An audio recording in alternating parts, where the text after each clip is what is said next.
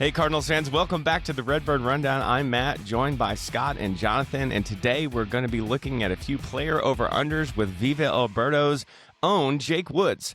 We've used the Zips projections to grab some over-under stat lines for players on the Cardinals roster, and we'll go through them one by one, debating whether we're taking the over or the under. Just a quick reminder for everybody out there, our Patreon is a hub for everything we're building. You can join for free and jump into our game chats with us throughout the week.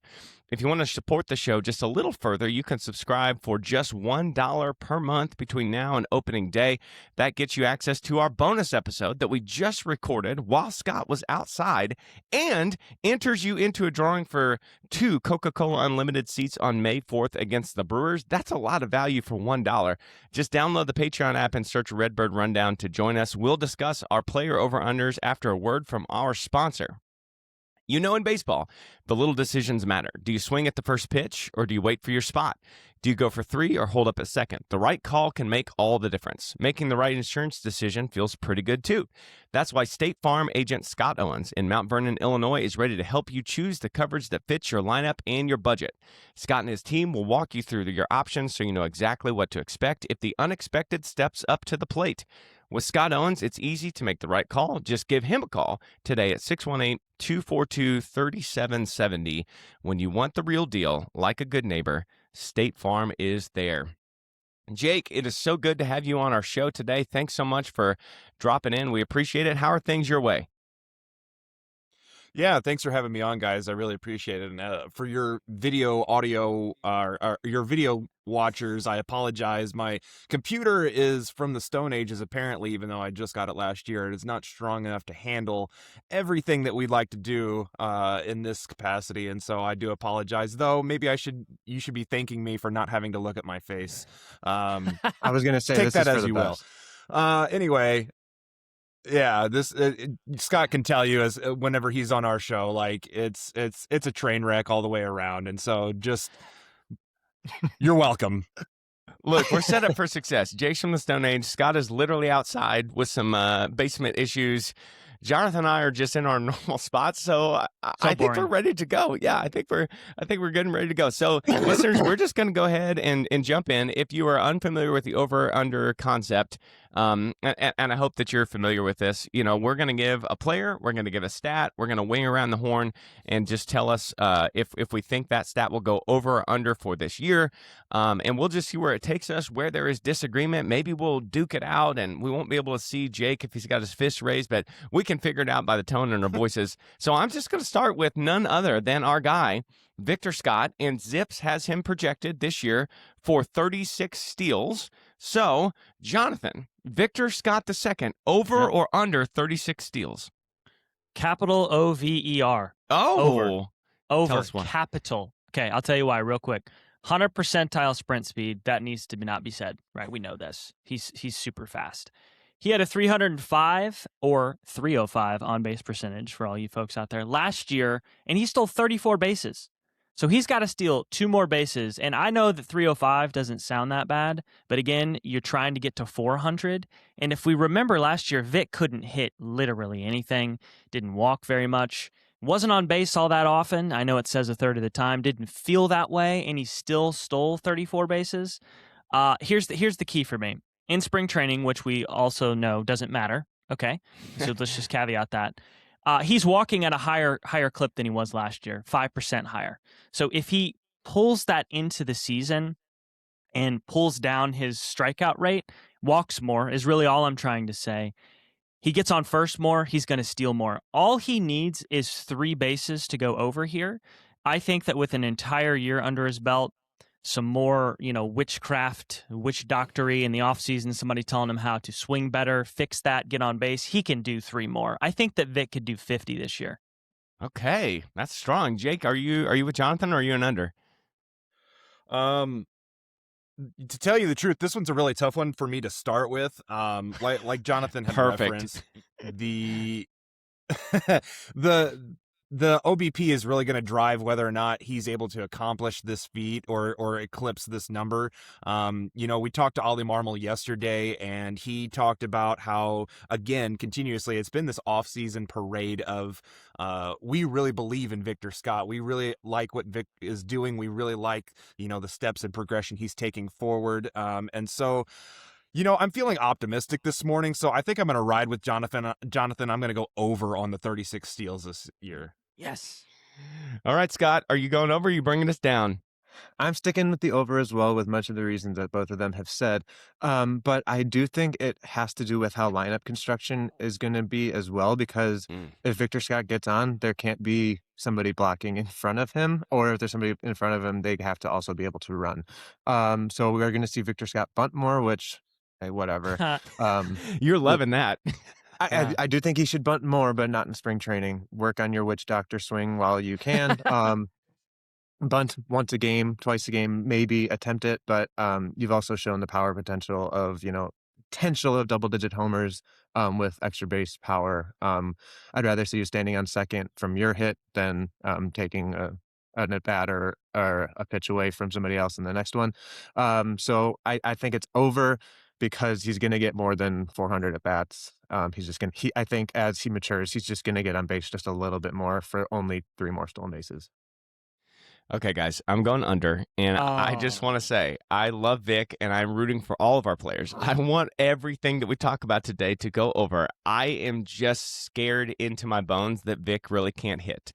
And he did show some growth. Like when he came up as a rookie, he looked like a little leaguer just getting the bat knocked out of his hand by Major League pitching. It was better last year. Again, I'm rooting for improvement, but I am just scared that he is going to be one of those guys that just could burn up the base paths, but is never on the base paths. Again, I hope I'm wrong. I love the defense. I love the personality. I would love for him to be the center fielder for the Cardinals for 7 or 8 years. I'm just scared he can't hit, so I'm going to go under on Vic. Vic, I love you. I just want you to know that. All right, let's move to Masyn Winn. Masyn Winn's over-under is 136 hits. Scott, Masyn Winn is your boy, so I'm going to let you go first on the over-under for Masyn Winn hits. The face of the franchise is going to get 150 hits or more this year. Okay. His rookie season, he had 157 in 150 games played. Last year, I don't want to say it's a throwaway year because of the growth we saw on the defensive side, but the defensive growth was so big, maybe at the expense of the offense, that maybe now he was able to refocus a little bit in the offense. Jake mentioned that we had talked to Ollie Marmol yesterday. Jake, you're working your way to that managerial job, but unfortunately for you, it's still Ollie at this point. So Ollie did point to liking where Masyn is at this year, and he talked about, as we have, how his great quality was spraying the ball all over the field, and last year he was trying to hit home runs. You look at the spray chart just on Baseball Savant from 2024, 2025, they're completely different, and you just don't see, I think you see like 2 or 3 extra base hits to right field last year for Masyn Winn, and this year we're going to just see him spraying the ball all over the field more, so I think 136 is, I'm saying 150 at least. That's a pretty compelling case. Jake, what are you thinking over there? So are we still following the rules in the text that I got to where we each get like one lock for these? If I get a lock, it out. This is my lock right now.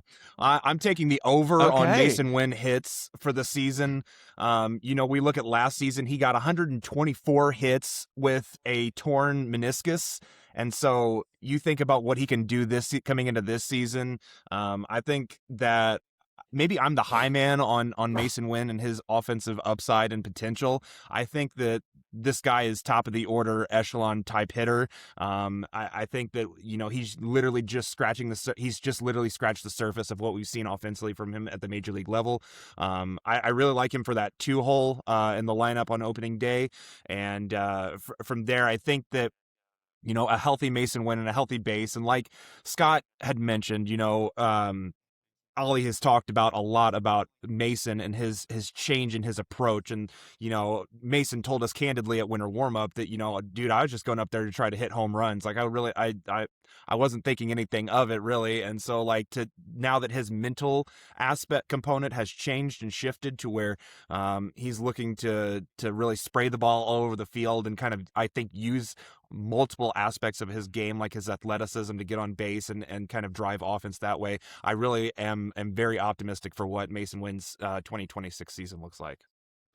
That's awesome. I'm going to jump in real quick here before I go to Jonathan, because I agree. I'm an over also. I think it comes down to the grandma knee and the grandma lower back. As long as that thing, those two pieces of his body are not behaving like they're 75 years old, Masyn Winn is an uber talented guy and is going to have more than 136 hits. He had 155 in 2024, right? As a second year player. Jake, I was going to say this though. I literally was going to say, I think he'll have more than 136 hits, but I don't want him anywhere near the top of the order. I have concerns about the OBP. I really want to stack that high up there. And if Winn shows that, as you and Scott were alluding to, there's growth, and I think that's entirely possible with him, I think I'd rather start him low and move him higher. Jake, do you think that's crazy, or you just going to leave the podcast now, or what do you think? No, not at all. I don't think it's crazy, and I totally understand your perspective. I think that the way I'm viewing it, and this is more of an eye test than a numerical, element to this, is in 2024, sure. I really liked his ability to the ball the other way and shoot that ball between first and second base, and especially if you have a guy like JJ Wetherholt at the top of the order leading off for you, and I do project that to be the case on opening day and going forward. You have a really good on base, machine type hitter in JJ Wetherholt in front of him. And I don't think the Cardinals are going to be, overwhelming the world with home runs and extra base pop. No. And so I want, that first to third happening a lot. I want hitters trying to go the other way and trying to, manufacture on the base path. So I think that skill that Masyn has to really spray the ball all over the field, to really, take advantage and pound the gaps of the outfield. I think that is ideally why I have him in that 2 spot, just because of the bat control and the ability to kind of spray it all over the infield and kind of set up for your 3, 4, 5 hitters in a Burleson, a Herrera, and a Gorman. Sure. Jonathan, are we all overs here, or? The round table agrees, fellas. Woo! It's an over. It's an over. And I know, Jake, you had mentioned he was trying to hit home runs. He saw those dollar signs. He saw $500 million, and he's like, maybe I could do that if I poked 25 home runs. I agree. We've seen him do this already as a rookie. He had 57 hits. That's way over this. I think if he just slows down and comes back to what he had done, he's going to beat this, I think, pretty easily. And there are a lot of projection systems. If I'm looking at Fangraphs, for all you listening, Zips is one of them, but Steamer is another one that has him over. Oopsie is another one that has him over. Zips is the lowest on him for this. So I think it's a pretty safe bet he's going to have over 136 hits if he stays healthy. Matt, you said that. I didn't want to say it because I don't want to jinx the guy, but some of the injuries are a little scary. But I think if he stays healthy and he goes back to that approach, this is easy for him to hit. If you have a good projection in the Oopsie projection system, is that even good for you? I don't know how I feel about that, really. It's a good point. The guy who created it literally stumbled into it and called it Oopsie. Yeah, which clearly. I think is fantastic. Just fantastic.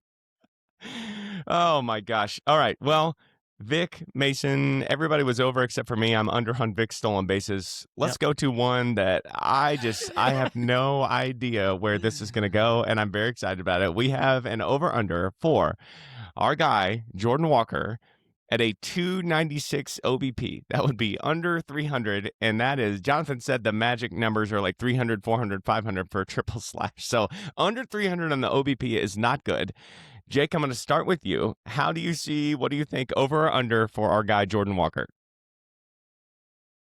It's optimistic Saturday here on the podcast, so I'm going to take an over on Jordan Walker. I think that the early season is going to be rough. I truly do. And what we're seeing in spring training, I don't think is going to be indicative of what we see from Jordan Walker throughout the entire season. Again, I'm just going to continuously, reference Ollie because he knows way better than I do. And so, Ollie talked to us yesterday, and I asked the question after Scott hopped off because, he does a million things in his life. So after Scott hopped off, I asked Ollie about Jordan Walker, and, he talked about, the communication level and kind of what things are, what's going on right now. And like those things are improving, and they're kind of getting to a point where they had wished they had gotten to maybe a year or two earlier with that and how things are going there. But he said that, they're nowhere near ready to give up on him, nor do they think that, he is devoid of potential or talent, right? Everyone can see the raw exit velocity. Everyone can see, the numbers, and the numbers are bad, but what he is capable of doing whenever it looks correct, right?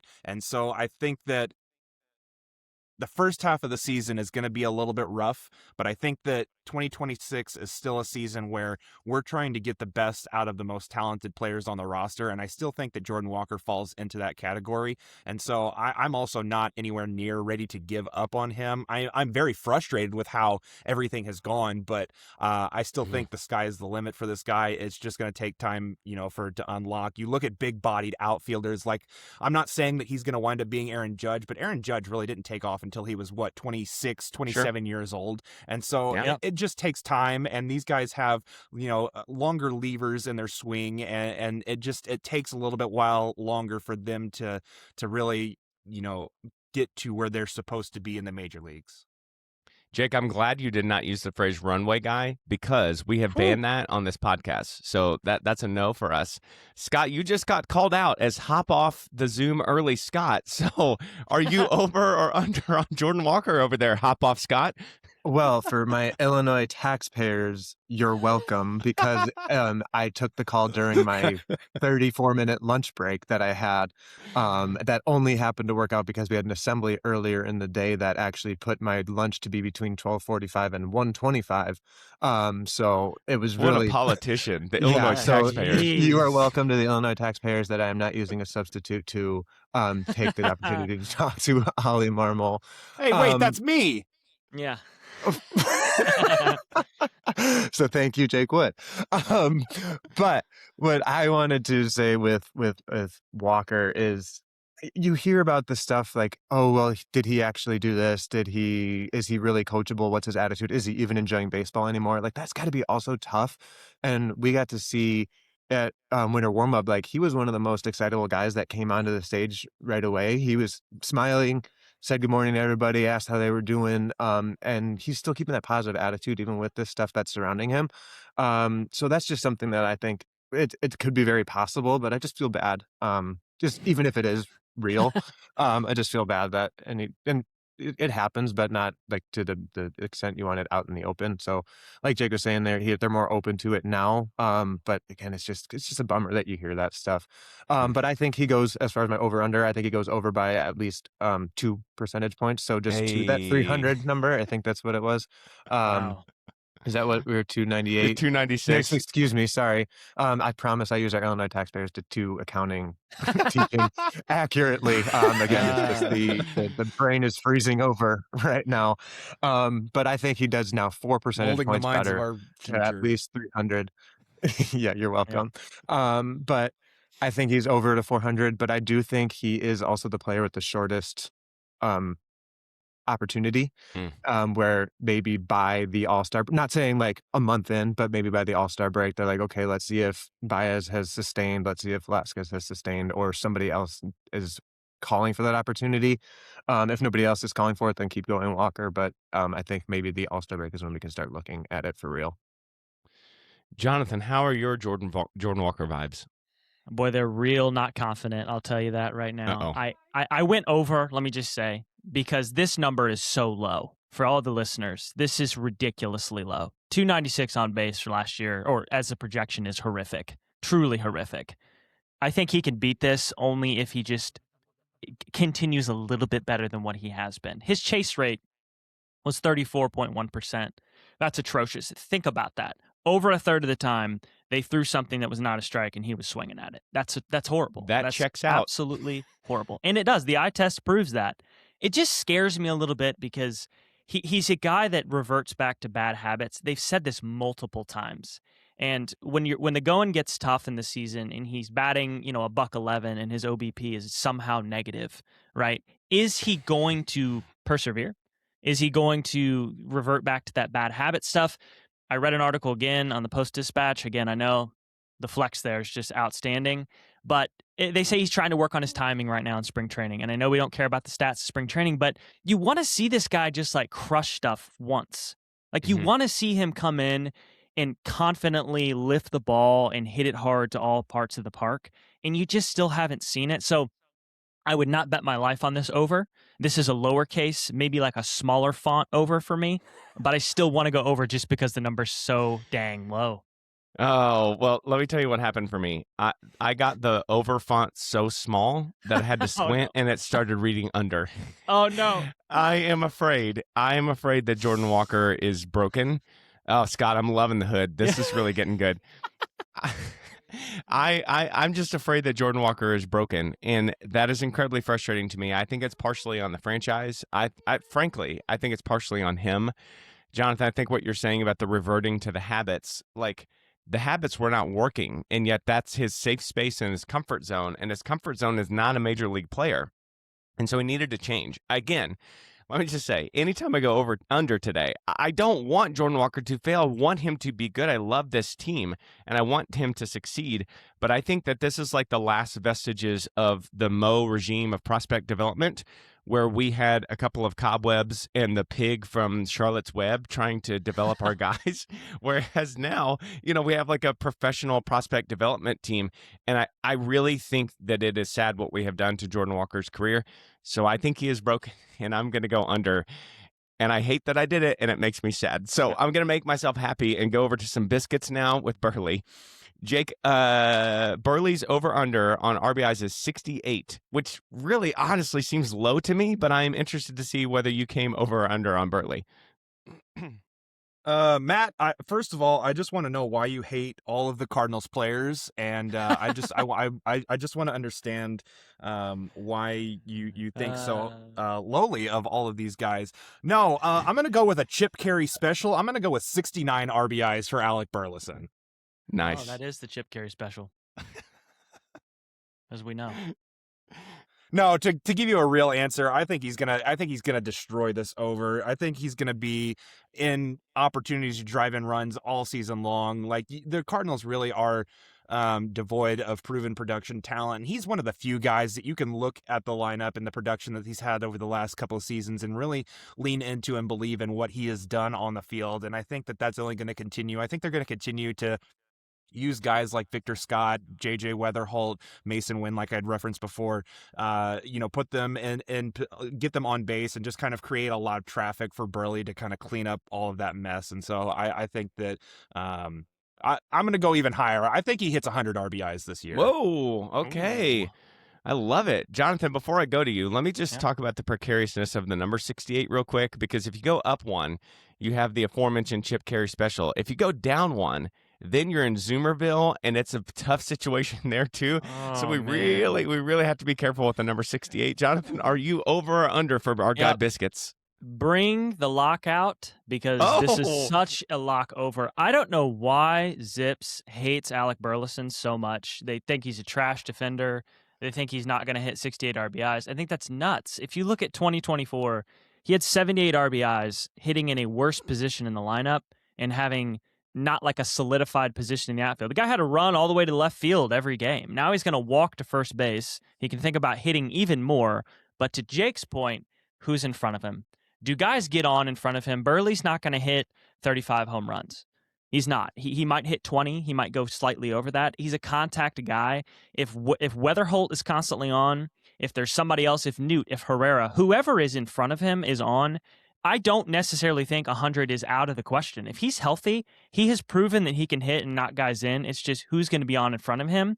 But I think it's disrespectful that we say it's 68. I really do. It's going to be over that. I really confidently can tell you it's going to be in the 80s. It has to be. It has to be. All right, I need to just prove my bona fides here as a Cardinals fan. I'm also going over. Wow. Jake, I love this team. I want them to succeed. You bullied them into it. I would love if we just challenged for that little third wild card spot and shocked everybody. I would enjoy it. I would love it. All the things.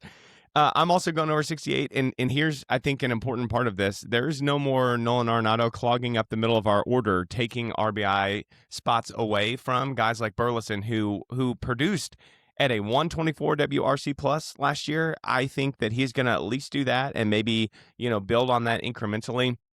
So again, we got to have some guys get on base. We're going to talk about one of them in just a second that I think is going to be on base all the time, but I am going to go over. Scott, is this a quartet again, a men's barbershop quartet? Lock it in, strap it in, whatever it is, I'm just doing that to hopefully I can get some cornerback money on the open market as we are in the NFL free agency. Oh my gosh. But I was worried about putting my hood up first off because I know Matt has outed himself as Matt Smith on Cardinal Facebook. Wow. Whenever we see a picture of Ali Marmol with his hat backwards. So I was hoping that you would be okay with my hood up, but I'm glad you called it out. But yeah, 100% Alec Burleson is in the 85 or more range. This was supposed to be my lock. So I'll see where if there's a spot I can put it later while still being a Cardinals fan. No, dude, lock it. You wanted to lock this one? Yeah, I'm locking that thing up. Let's lock it together, dude. You're gonna Me and you. lock it up. You're gonna make me go check FanDuel or whoever else after this to see what it is, because if it's that 68 number, I will go see if there's an 80 plus for something that can help me pay for my basement. Pump. He's putting a sump pump on 68 RBI over. I'm just paying for the sump pump we had to put down. I was going to say, you'll have to listen to the bonus to understand the sump pump, but... Yeah, in the bonus episode, we took an entire tour of Scott's house, got his basement woes. It was a good time. Saw the backyard. It was, I really enjoyed it. So comment, subscribe, join the Patreon. Any little bit helps. Yeah. Jeez. Oh man. All right. Well, that's about so we had a double lock on Burley there, right? And Jake, you locked on Masyn Winn's over on hits. Correct. Okay. All right. Cardinals Nation, hold our feet to the fire as we move on to Nolan Gorman, whose over under is 21 home runs. I'm gonna go first. And now you guys got me feeling guilty. I was going to do this anyway, but I'm going to go over on Nolan Gorman. I am impressed. Spring training stats do not matter to me, but I am impressed with the journey that Nolan is on towards a less strikeout-rich baseball reference page. And I think that that's possible that he could continue that. Scott, once again, in the bonus episode, was dropping the inside knowledge there from Ali Marmol about Gorman kind of slowing his swing down a little bit to make more contact, and then as he gets more comfortable with that new swing path, that will just speed back up. And so, listen, he hit 27 home runs in 2023. He's done this before. I think he's older. I think he could do it again. I think the other thing is he's running a 240 isolated slugging in the spring. Ooh. So his batting average is like 150. But when he's making the slug is there. So I think that this is going to grow. I think I foresee Nolan Gorman a good season for him. I think it's going to be good. So Jake, how about that? Are you over or under, sir? Matt, I got to tell you, first of all, if you say under right now, I'm going to celebrate. No, I'm not. But I just wanted to take a minute to go back to a previous point that you made about bullying. And for all four of Scott's students that are listening to this episode right now, just a future reference, like you can bully people into doing whatever you want them to do. And if it means getting them to agree with you on a Cardinals podcast. That's why, unfortunately, people have to listen to me more than they want.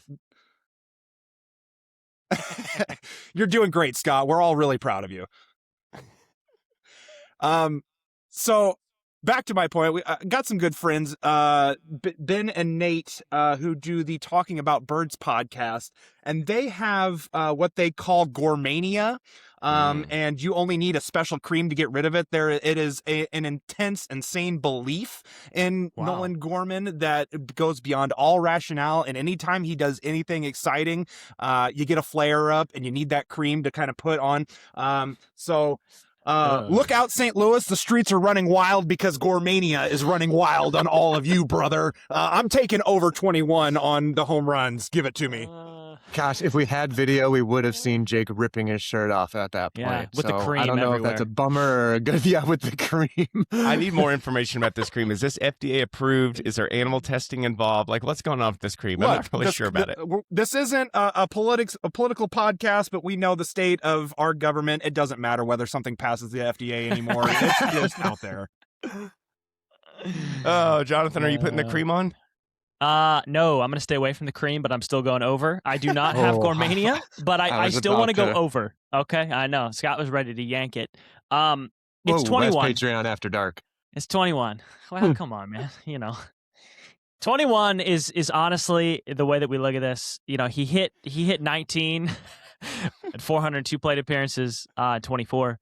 He hit 14 home runs in 402 plate appearances at 25. I mean, give the guy 600 plate appearances. Can he hit 5 to 7 more? Yeah, I think so. Can he not be streaky? That's what I'm concerned about. He's so streaky and has been this whole time. But I think with a full season of health and 600 straight plate appearances, I think he can hit at least 22. Scott, this is your boy. You also have Gourmania. Yeah, if you follow me on Twitter, I have a bookmarked tweet going around to where I said everybody needs to apologize to Nolan, Gorman, and me right now. But then I said go ahead and bookmark this tweet for July 13th when he is hitting 204 with a 32% K rate. But that if that's happening, if he's hitting 205 with a 31% K rate, I win still. So that would also. My basement and my daughter's futures, assuming they don't get an athletic scholarship somewhere, relies on the multiple graded Nolan Gorman cards that I have. So that could be part of, give me the Gourmania version 2026, which there's not even that cream invented yet. But maybe if we all just stay inside, it'll start to soothe itself. But I think Gorman, again, you're going to make me check FanDuel after this to see if he's listed. But also the fact that, we are Cardinals fans, but the fact that we do think that these are so astonishingly low, our expectations too high where now it's a 68.5 win total or a 70.5 win total. Like, if these are the over-unders and these guys all hit it, don't want to say it, but 500, baby. Am I the only person that's gone under on any of these so far? Yeah, but mine are coming. Just wait. Okay. Yeah, just be patient. We're just telling everybody to stick around. We need the watch hours to continue to creep up. Well, we are going to return to some over-unders in just a second after this word from our sponsor. But before we do the sponsor, remember to join our Patreon for free at Redbird Rundown. And if you'd like to help pay for Scott's basement, you can join at that $1 a month through opening day to you're going to get a bonus episode every single week where we are giving mild takes, medium takes, hot takes, Diablo takes. There was a Tink Hints take that just blew the guys off the podcast a couple weeks ago. That's all available. You'll also enter a drawing for a Coca-Cola Unlimited tickets on May 4th against the Brew Crew. This episode of Redbird Rundown is also brought to you by All American Tree Experts. Cardinals fans, if the trees in your yard are getting a little wild, branches hanging over the roof, limbs crowding the strike zone, or a stump that's been in the lineup way too long, might be time for a little roster pruning. That's where Johnny and the crew at All American Tree Experts come in. And they specialize in trimming, pruning, tree removal, stump grinding, and storm cleanup. Basically, if your yard needs a little clubhouse culture reset, they're ready to step up to the plate. They'll cut it back, clean it up, and have your yard looking like it just got called up from AAA landscaping. So don't sit by over there barking at the ump. Give the ever-handsome Johnny a buzz. Let the pros handle the cutting, and tell them Redbird Rundown sent you. All American Tree Experts, keeping your trees trimmed and your yard out of the warning track. I want to have a stump removed. I just want to say I want to have a stump removed. I want a tree to be cut down and a stump to be removed after hearing that. Do you? I do. Well, yes. I know Johnny. He's a great guy. He will come and remove the stump and things will be good for you. All right. Okay, good. Gentlemen, I'm going to go first on this one, and I'm going to adopt the Scott Lock position. This may be something that we just have to, I don't know if you're like doing a seatbelt. I don't know if you're landing a plane. I'm uncertain. I saw my high school students do it at a football game once after they deflected a pass. So I'm assuming that's lock it down. But I think it's the seatbelt, strap it up, whatever you want to say. You're trying to get the turnover chain. I like it. Okay, so our next one is JJ Wetherholt, over or under a 338 OBP. And I'm telling you guys, I'm so locked on this. I have said in person, in audio, in writing that I think JJ Wetherholt is going to have a red jacket on. I believe that to the core of my bones. I think this guy is such a high floor prospect. His plate approach is unbelievable. It's exactly what you want guys to have. And in addition, the hit tool, the power tool, but all I need is for the guy to walk, and the guy's going to walk because he spits on balls that are not in the strike zone all the time. High average and walks. I did this to just let the listeners in. I did this on a notebook, and I have my overcase and my undercase. And in my undercase for JJ Wetherholt, I literally have crickets here because there's not one. So lock this in for me. FanDuel, whatever you want to do, go to a betting place on Mars. The guy's going to get on base, and his OBP is going to be over 338. Jonathan, are you with me? Or are you against me? Oh my gosh, yes, I'm with you on this. Are you kidding me? He's never had an OBP under 405 in any level of the minor leagues. That's absolutely ridiculous. I don't care who you are. You already talked about the polished approach. Could not agree with you more. There's two things I want to add to this. Okay. There's in-zone swing percentage, which obviously you're swinging at pitches in the square. And then there's out of the square swinging, which we talked about Jordan Walker earlier, who is doing that way too often. He is swinging at a 22% clip out of the zone. That was in AAA. They have those stats.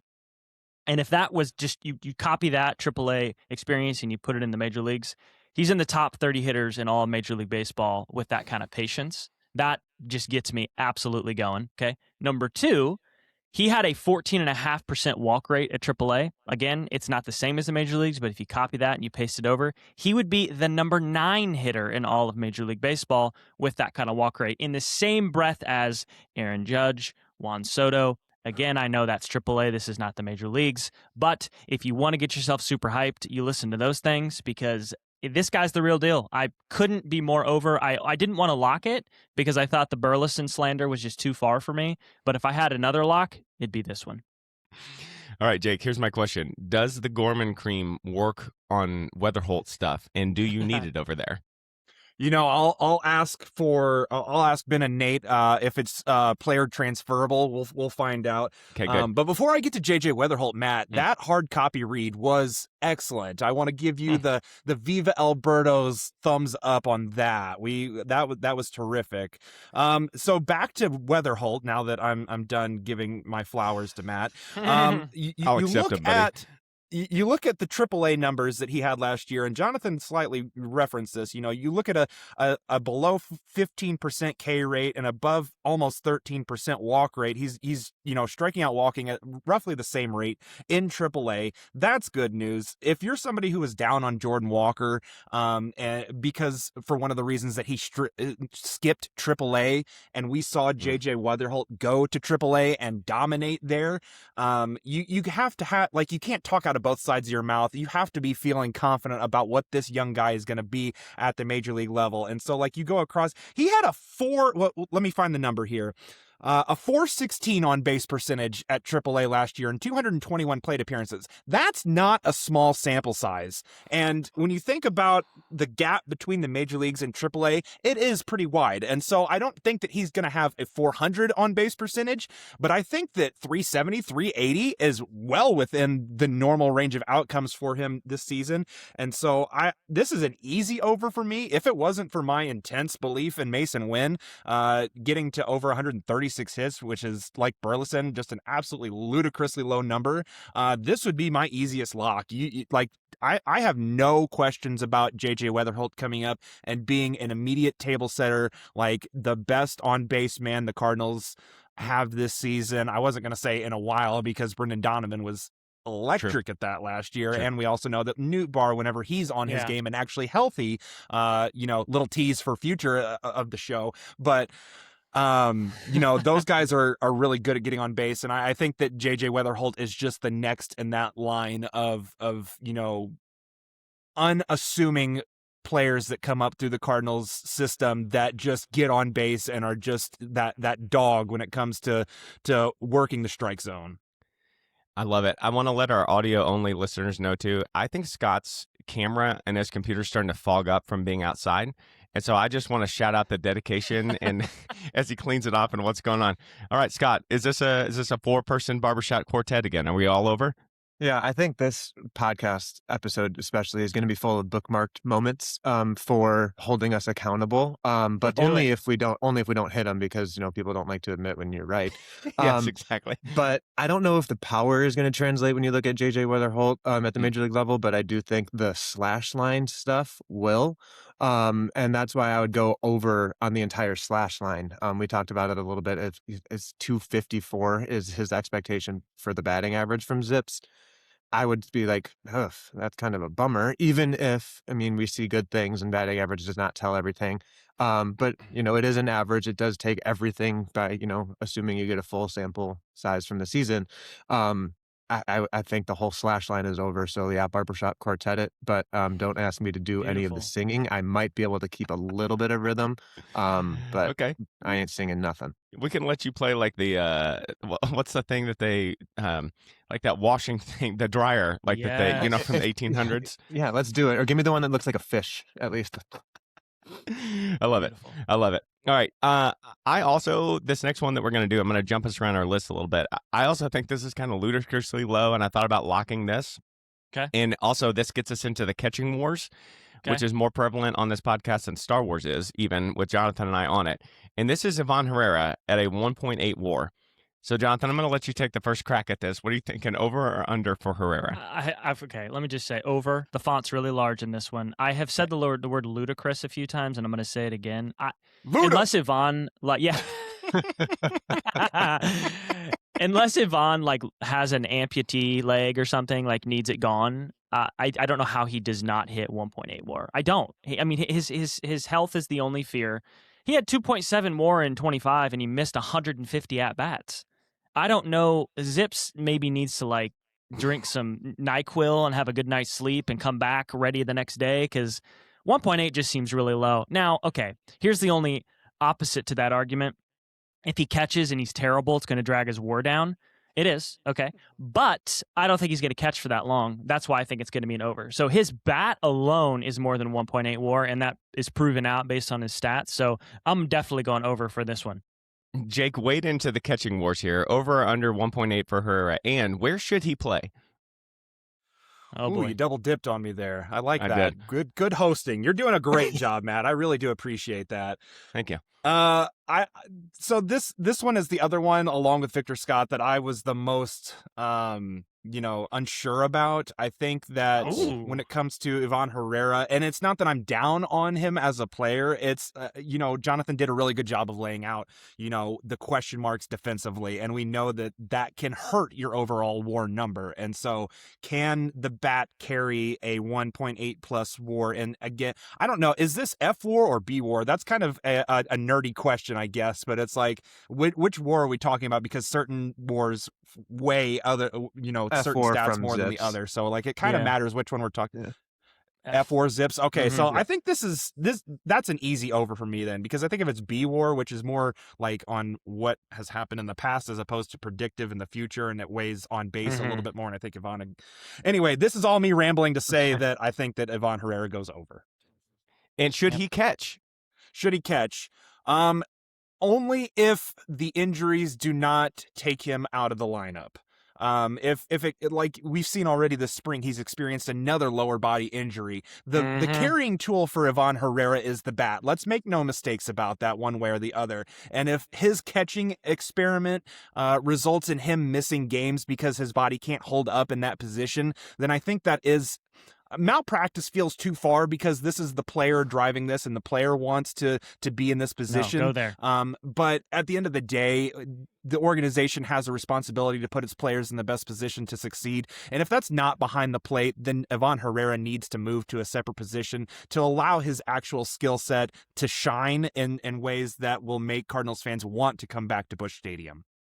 You can come back on the show. Yeah. I'm just telling you, based on what you just said, that's it. I didn't need to hear that, but amen, brother, agree. Scott, I'm not going to do the JD Locked On Cards thing to you where I go high and he goes low. I'm going to let you respond before I go. This is Scott wants Ivan to catch all 162 games and get hurt back. There we go. That's what I was going to start with.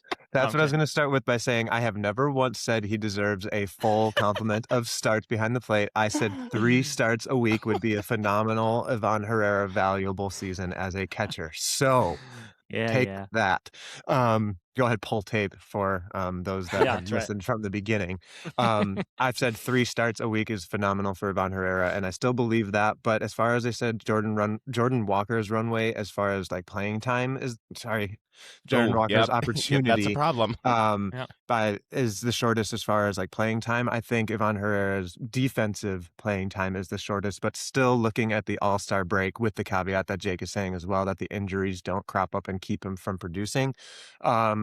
And I think if there's soreness or stiffness, that's different than something that could be a little bit worse, like if it is the hamstring or something like that. And the same thing, Jake, like Jake, the 1.8. I think just being with potential defensive value put into it, I think that is an easy over, but maybe not as much of the lock as the ones that we quartetted in. Okay. I'm also over. I'm going to go short on this. Everybody knows how I feel. I don't want Herrera to catch 1 inning because the bat is so good that you just need to let, as Jake said, I like how you said it, you need to let the bat be the carry tool and let him do it. Jake, your hand is up.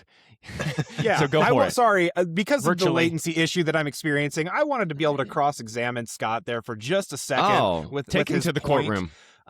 So you referenced Jordan Walker and his runway, right? Who behind Jordan Walker is breaking down the door to take his spot? And I recognize that Josh Baez exists, but there's a whole other corner outfield spot out there for the taking that's not pushing Jordan Walker. Look at Ivan Herrera as a catcher. Look at what's coming up behind him. If it doesn't work, that's not the worst thing in the world. Again, with Jordan Walker, if it doesn't work, we can't fall into the sunken cost fallacy where we just keep trying if it doesn't work. But I think it's apples to oranges when you compare Ivan Herrera to Jordan Walker, because Ivan Herrera has already proven he can hit at the major leagues. And so if you move him to a different spot you could even move him to left field, and then maybe Josh Baez then is really pushing Jordan Walker for that spot, and your outfield mix, at least from an offensive standpoint, is starting to look a whole hell of a lot better than it has for the last, 6, 7, 8 seasons. So I don't think that we have, I agree with you. I think that Ivan Herrera should try to catch three days a week and see if they can make it work. But I don't think that it's the worst thing in the world if it winds up that he moves off of the position. And I even asked Ben Clemens, who we had on our podcast last week, if Herrera's not a catcher and maybe potentially we're looking at him as being a catcher, if that detracts from his trade value, Ben Clemens says that does not tangibly, change how other teams would view Ivan Herrera, because they'd be acquiring him as the bat. They don't care if he's a catcher, because they wouldn't put him as a catcher on a contending team. Scott, are you alive over there? Everything okay? I don't think I'm yes, everything is great. I'm just checking out my nose to see how red it was.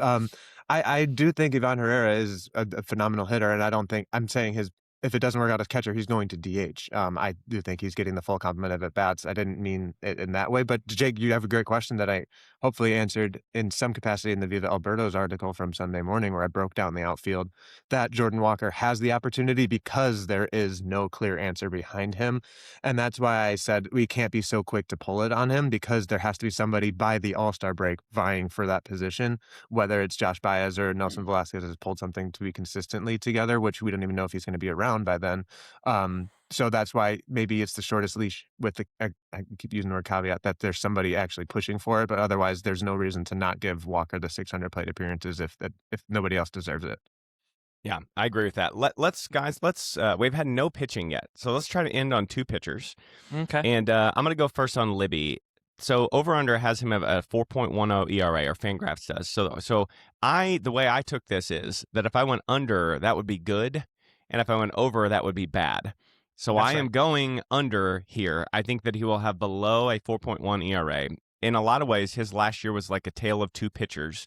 A kind of fringy all-star pitcher to begin the year, a kind of fringy Andre Palante pitcher in the middle / back half, and then ended pretty strong. So I'm going to say a year older, a year more experience, and these Stuff Plus numbers coming out of spring training that he's got a little more shushba on his pitches. And I'm thinking he's going to go under a 4.1 ERA. Oh, shushba was too much. I lost it. Jonathan, what are you thinking on Liberatore? Honestly, I'm so caught on that word. Is like, can you spell it? Can you use it as a sentence? You use it. Can I as repeat it? Just Can one of I those repeat it onomatopoeias. Yes. I'm under on this. I think 4.10 is the old Libby. I think there's a new Libby here. He had 3 awesome months and 3 terrible months last year. I know I keep referencing spring training, but I do think, Scott, you said in the bonus episode, I believe, or maybe it was earlier this one, I forget, that pitching does matter in spring training. You kind of go full bore all the time out there. These guys, these couple innings that they get. He's having batters currently swing 73% of the time, and he's getting a 35% K rate. What you want to see in your pitchers is in the zone swing and miss, and Matthew Liberatore has shown that in spring. He had flashes of it last year. I think it's 3.75. That's what I think his ERA can be. I think it can be sub 4, 3.75. I'm just still slightly worried about the length of it, like the health. Can he pitch a full season? He did it last year, and maybe he's kind of gone over the hump with that. But we'll see. But I think 4.10 is a little too high. So I'm going under. Okay. Scott, what are you thinking about our guy Libby? For front of this rotation stuff, I think he is going to be under, but at, a 3.8, 3.9, which if that ends up being, which we have talked about as far as the rotation has gone, where he settles into that mid-rotation spot, to where somebody else like Quinn Matthews, I'm not saying this year, but somebody else eventually supplants him at that front of this rotation, where you're starting to get to the 3.5s and below. Again, ERA does not say everything. There's others that we have to read into, but through the full season, I do think there's some value in starter ERA.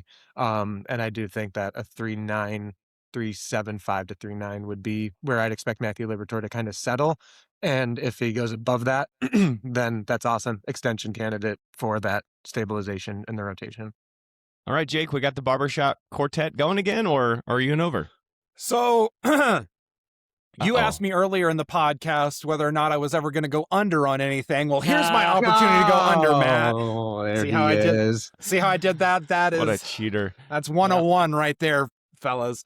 Anyway, so you look at Matthew Liberatore and the first half of the season he put together last year, like Jonathan referenced. Man, Jonathan, you and I are just on a wavelength here. We got things locked down. These two silly guys over here taking unders on things. Whatever, man. Get out of here. Matthew Liberatore had a fringe all-star first half, and I think that, given another season, he's added that splitter this year. I think that's going to offer another weapon to neutralize right-handed batters.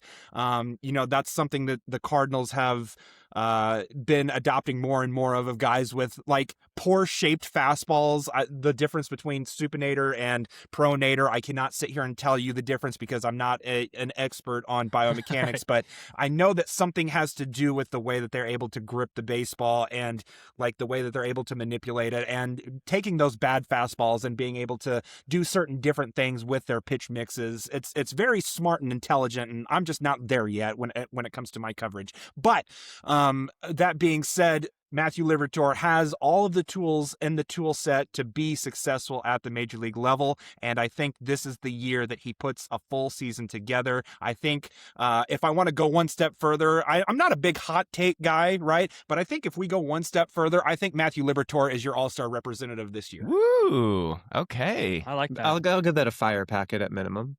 Okay. Oh, yeah. That's I like nice. That is really nice. Well, speaking of fire packets, we are going to end with none other than Ginger Guard himself, Dustin May, the newest addition. Oh, God, here we go. Ooh, easy with that one. Jake, you want to go ahead and derail that very quickly? Oh, offense to Ginger Guard. Go ahead. Ginger Guard. Dustin May is not a fan of the nickname Ginger Guard. At winter warm-up, we have all of the beat writers in the room, right? Whenever we try to ask when we try to ask questions, those guys are there to earn a living, to ask the really good, deep questions. What we're there for as like the podcasters, bloggers, to kind of get to highlight more personality elements and to ask questions that like allow them to show, like, ask off the wall questions that maybe like, you know, the everyday rank and file suit wearing guys aren't asking, right?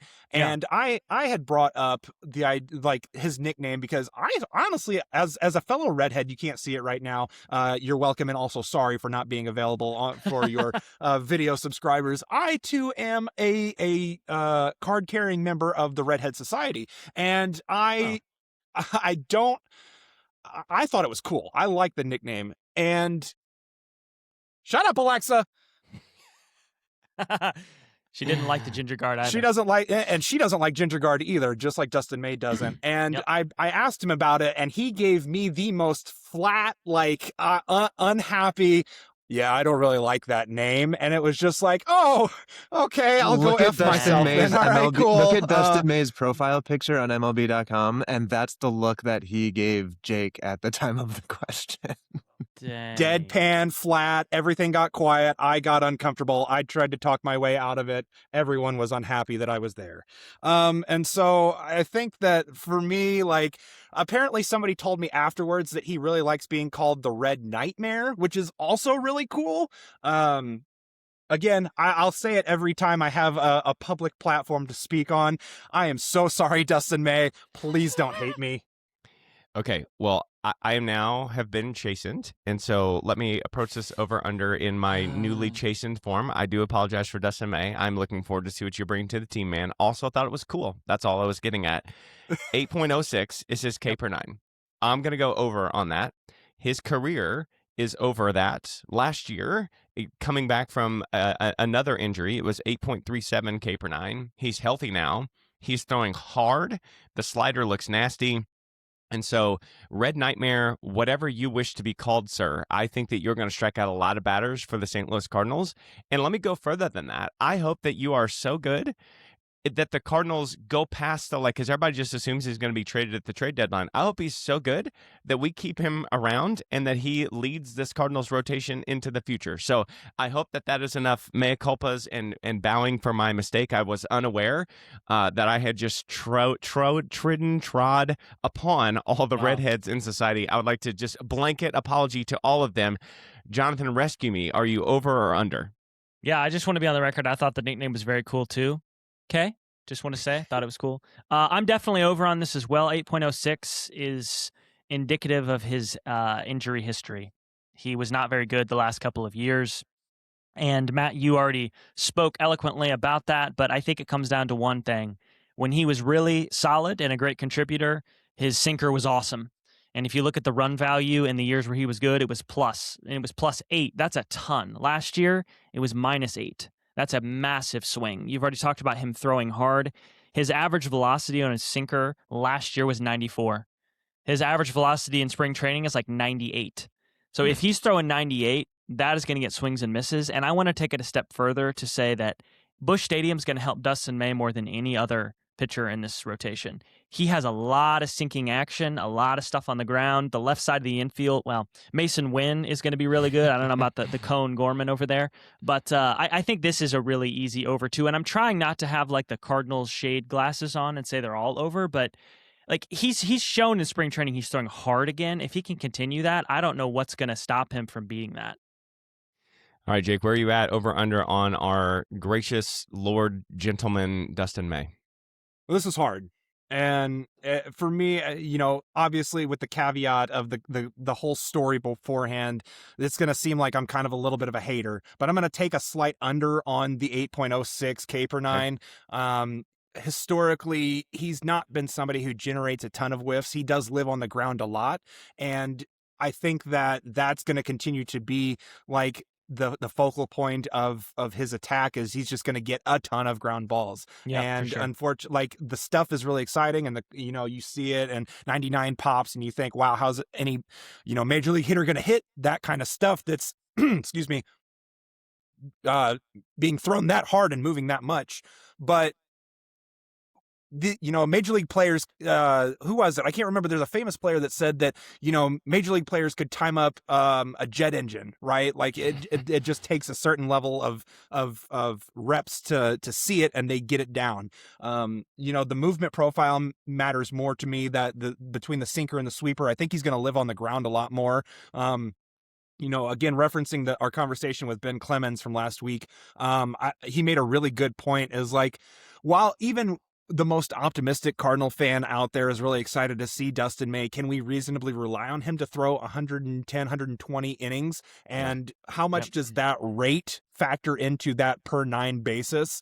Is an honest question that I have, as well as, like, historically, he's a ground ball pitcher. He lives on the ground, and there's nothing wrong with that. He's veteran leadership, stable, dependable, but with a lot extra flair than we're used to of the Eric Fetties and the Miles Michelases and the Kyle Gibsons and Lance Lynn's and, Jay Haps and John Lester's. Stop me if you need to. But, like, when you look at the level of veteran pitcher the Cardinals have brought in over the last 5, 6, 7 years, and the level of veteran pitcher they brought in this year, I'm way more optimistic about it, even if I don't think the strikeout numbers are going to be there. I still expect Dustin May, when he's on the field, to produce and be, a reliable option in that rotation.